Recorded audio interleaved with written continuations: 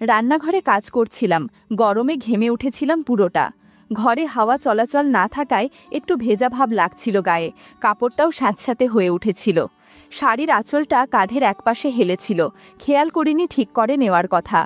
এমন সময় টের পেলাম তার চোখ কোথাও আটকে গেছে, এক দৃষ্টিতে তাকিয়েছিল, ঠিক বুঝতে পারছিলাম না কোথায়। হঠাৎ করে তার হাতটা আমার কাঁধ ছুঁয়ে গেল হালকাভাবে। সেটা ইচ্ছাকৃত না অনিচ্ছাকৃত বোঝা মুশকিল, তবে সেই মুহূর্তটাকে আলাদা করে মনে থেকে গেল।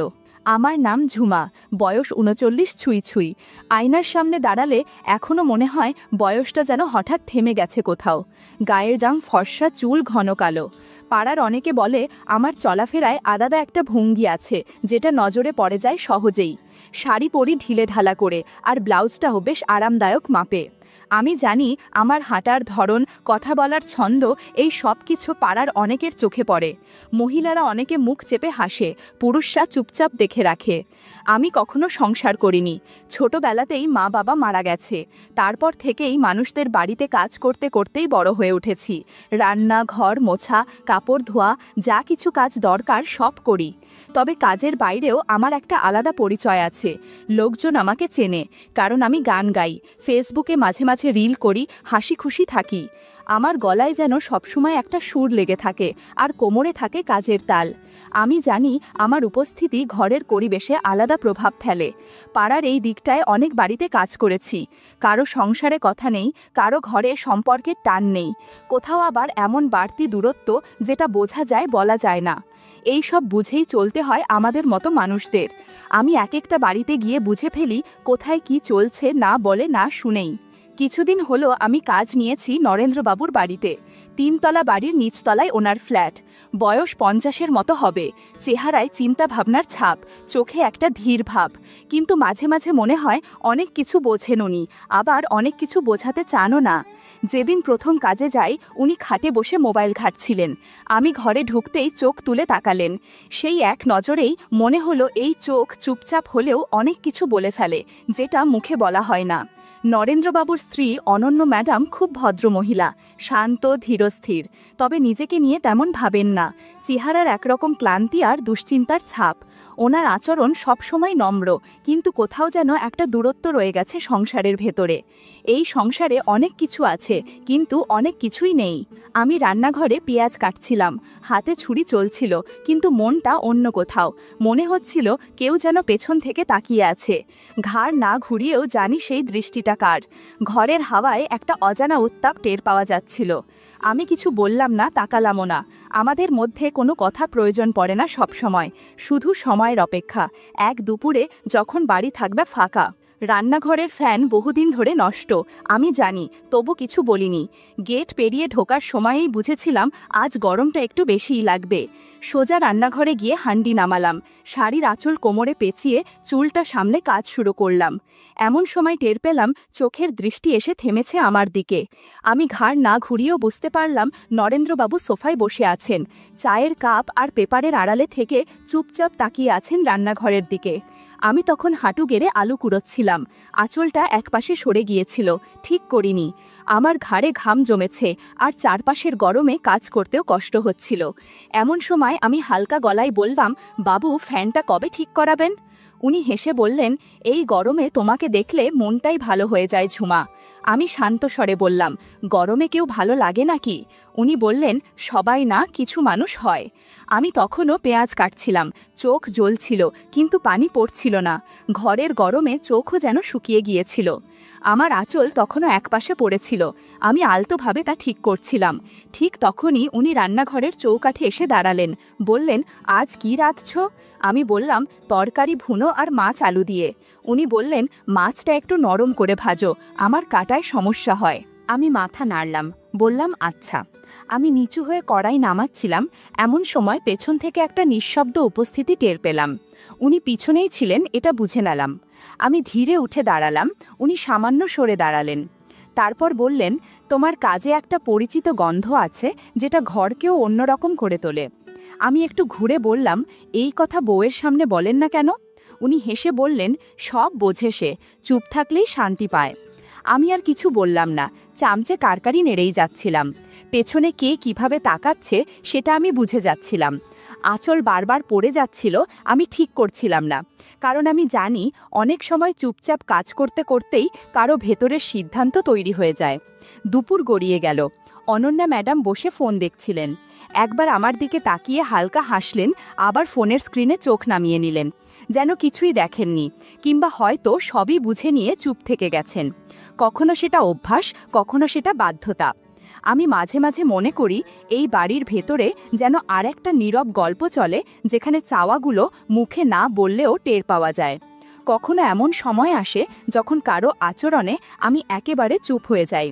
শুধু বুঝি রান্নাঘরের গরম যত বাড়ে তত যেন ঘরের হাওয়াতেও একটা চাপা উত্তেজনা জমে ওঠে, যেটা শুধু পেটের ক্ষুধা নয়, এক ধরনের বোঝাপড়ার ক্ষুধাও। সেদিন ছিল একটা নিস্তব্ধ দুপুর। রোদে অলসতা ঘিরেছিল চারপাশে, পাড়ায় শুনশান। আমি নরেন্দ্রবাবুর বাড়ির গেটে পৌঁছাতেই অনন্যা ম্যাডাম বললেন, আমি একটু বাইরে যাচ্ছি, ঘণ্টাখানেক রাখবে। মাথা নেড়ে ভেতরে ঢুকে পড়লাম। রান্নাঘরের জানালা দিয়ে রোদ এসে পড়ছিল ঘাড়ে। ঘরটা ছিল বেশ গরম। আমি শাড়ির আঁচল কোমরে পেঁচিয়ে কাজ শুরু করলাম, যাতে সহজ হয় নড়াচড়া। তাকের ওপর মোবাইল রেখে একটা রিল করার জন্য ক্যামেরা অন করলাম। মিউজিকটা আগেই ঠিক করে রাখা ছিল। হালকা ছন্দে শাড়ির আঁচল গুছিয়ে কাঁধে রাখছিলাম। চুলটা একপাশে করে একটু ঘুরে দাঁড়াতেই টের পেলাম পেছনে কেউ আছে। মোবাইলের স্ক্রিনে উল্টো পাশে দেখা গেল নরেন্দ্রবাবু দাঁড়িয়ে আছেন, চুপচাপ। আমি ঘুরে তাকাতেই উনি হেসে বললেন, তুমি এই সব রিল বানাও, আর আমি ভাবি এত কিছু যদি ঘরের ভেতরেই থাকে, বাইরে আর কিছু দেখার দরকার পড়ে? আমি হেসে বললাম, এই সব শুনলে লোকে কি বলবে? উনি উত্তর দিলেন, লোক কি ভাবে সেটা নিয়ে ভাবি না, আমি দেখি শুধু তোমাকে। আমি তখনও তরকারি নেড়ে যাচ্ছিলাম, কিন্তু হাতের গতি কিছুটা কমে এসেছিল। বললাম, পাড়ায় অনেকে হাসে, কিন্তু চোখ সরায় না। উনি আরেকটু এগিয়ে এলেন, বললেন, তোমার কাজে এমন একটা ছন্দ আছে, সেটা চোখে পড়ে। আমি নিচু হয়ে কড়াই নামাচ্ছিলাম, এমন সময় পেছনে তার উপস্থিতি খুব কাছ থেকে টের পেলাম। খুব সাধারণভাবে উনি বললেন, তুমি একা থাকলে ঘরটা অন্যরকম লাগে। আমি বললাম, ম্যাডাম তো বাড়িতে নেই। উনি জবাবে বললেন, তাই তো কথা বলার সুযোগ হয়। সেই মুহূর্তে আমি আর কোনো উত্তর দিলাম না, কেবল কাজেই মন দিলাম। চারপাশে বাতাস ভারী হয়ে উঠেছিল। রান্নাঘরের দরজা খোলা থাকলেও ঘরের পরিবেশে যেন এক ধরনের নীরব বোঝাপড়ার ছাপ ছিল।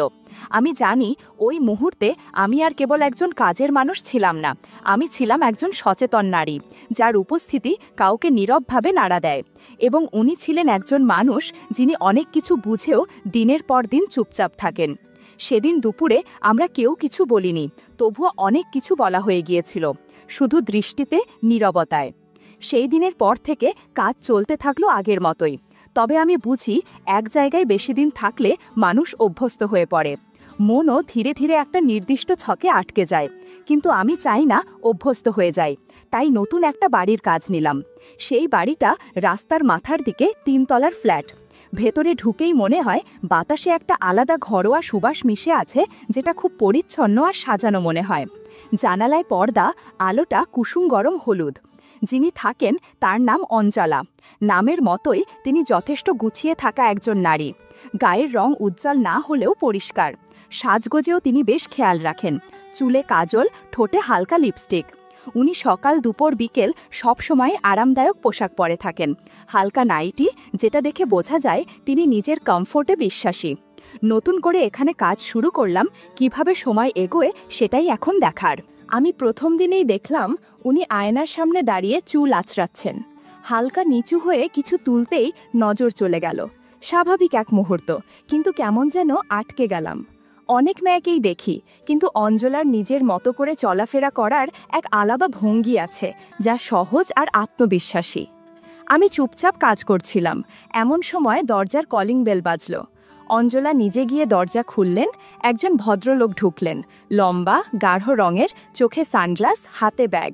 কথাবার্তায় বোঝা গেল পরিচিত কেউ, যেন বহুদিনের সম্পর্ক। অঞ্জলা হেসে বললেন, একদম ঠিক সময় এসেছ। তারপর দুজনেই ভেতরে চলে গেলেন। ঘরের দরজায় পর্দা টানা ছিল।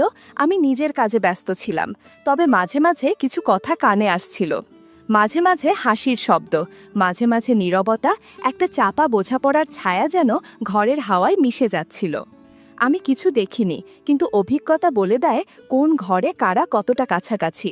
লোকটার নাম সঞ্জয়, সেটা পরে বুঝলাম। তিনি নিয়মিতই আসেন, কখনো দুপুরে কখনো বিকেলে। অঞ্জলা প্রতিবার দরজা খুলে বলেন, এইমাত্র চা হয়ে গেছে। ওদের মধ্যে একরকম সহজ বন্ধুত্ব আছে, যেটা সময়ের পরীক্ষায় গড়ে ওঠে। অঞ্জলার স্বামী বিদেশে, ইতালিতে থাকেন বহু বছর ধরে। ফোনে কথা হয় ঠিকই, কিন্তু মানুষ যখন পাশে থাকে না, তখন ঘরের প্রয়োজন বদলে যায়। আমি বুঝি অঞ্জলার এই সম্পর্কটা শুধু আলাপ নয়, কিছু নির্ভরতার জায়গাও তৈরি করেছে।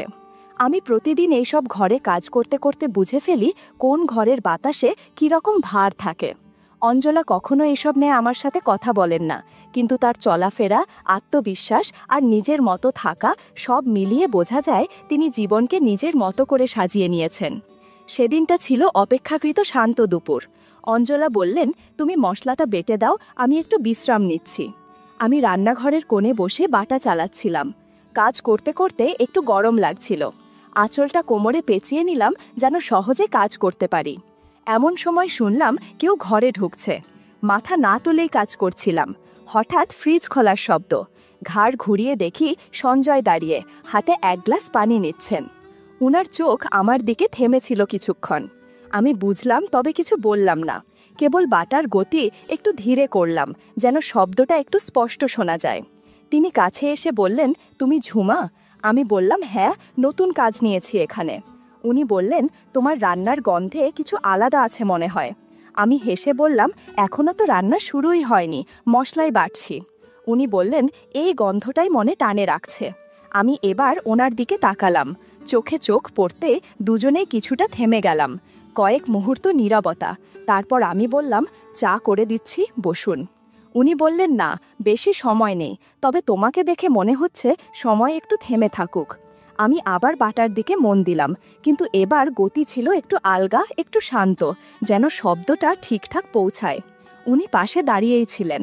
আমি বললাম, দিদি ঘুমোচ্ছেন মনে হয়। উনি বললেন, ক্লান্ত বলছো, অথচ তোমারই মুখে পরিশ্রমের ছাপ বেশি। আমি হাসলাম না, কিছু বললাম না, শুধু হাত চালাতে লাগলাম। বাইরে বিকেলের আলোটা ঘরের ভিতর ঢুকছিল। সব কিছু যেন এক ধরনের থেমে থাকা সময়ের মধ্যে আটকে গিয়েছিল। আমি ধীরে উঠে দাঁড়ালাম, মশলার হাঁড়িটা তাকের ওপর রাখলাম, তারপর পেছনে না তাকিয়েই বললাম, শব্দ ছাড়া কথা আপনি বুঝতে পারেন? ও হেসে বলল, যারা না বলেও অনেক কিছু বোঝে তারাই এসব বুঝতে পারে। আমি একবার চোখ তুলে তাকালাম। ওর চোখে এক ধরনের গভীরতা ছিল, যেটা সবসময় কথায় প্রকাশ হয় না।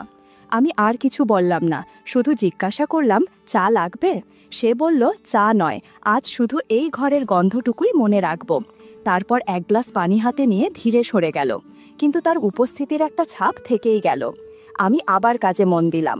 মশলার গন্ধ এবার যেন রান্নাঘরের বাইরে পর্যন্ত ছড়িয়েছিল।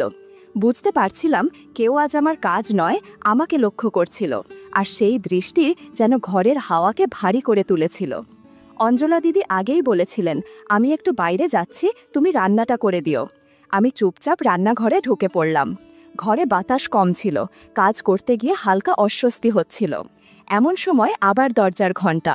সঞ্জয় এলেন, হাতে ব্যাগ, মুখে সেই চেনা হাসি। দিদি নেই? আমি মাথা নাড়লাম। উনি এসে দাঁড়ালেন ফ্রিজের পাশে। কিছুক্ষণ চুপ থাকার পর বললেন, তুমি আজ বেশ চুপচাপ। আমি বললাম, ঘরে কেউ নেই, কথা বলার মতোও কেউ নেই। উনি হালকা হেসে বললেন, তোমার নীরবতাই অনেক কথা বলে। আমি চামচ নাড়তে নাড়তে বললাম, সব কথা তো মুখে বলা যায় না। উনি একটু কাছে এলেন, তারপর বললেন, তোমার মধ্যে আজ কেমন যেন একটা আলাদা ছাপ আছে। আমি কিছু বললাম না, কাজ করছিলাম। হঠাৎ একটা নরম সুরেও বলল, তুমি আজ অন্যরকম লাগছো। আমি সেদিকে ফিরলাম না, কিন্তু বোঝা যাচ্ছিল কথা নয়, বোঝাপড়া হচ্ছে। একসময় আমি ধীরে পেছন ফিরে তাকালাম। চোখে চোখ পড়তেই এক মুহূর্ত যেন থেমে রইল। একটা শব্দ ভার পড়ে যাওয়া, মেঝেতে ঠোকা লাগলো, তবুও কেউ চমকালো না। আমি জানতাম সেই মুহূর্তে আমি আর শুধু একজন কাজের লোক নই, আমি হয়ে উঠেছি একটা উপলব্ধি, একটা এমন উপস্থিতি যাকে কেউ হয়তো শব্দ না করেও মনে রাখে। সন্ধ্যা নামছিল।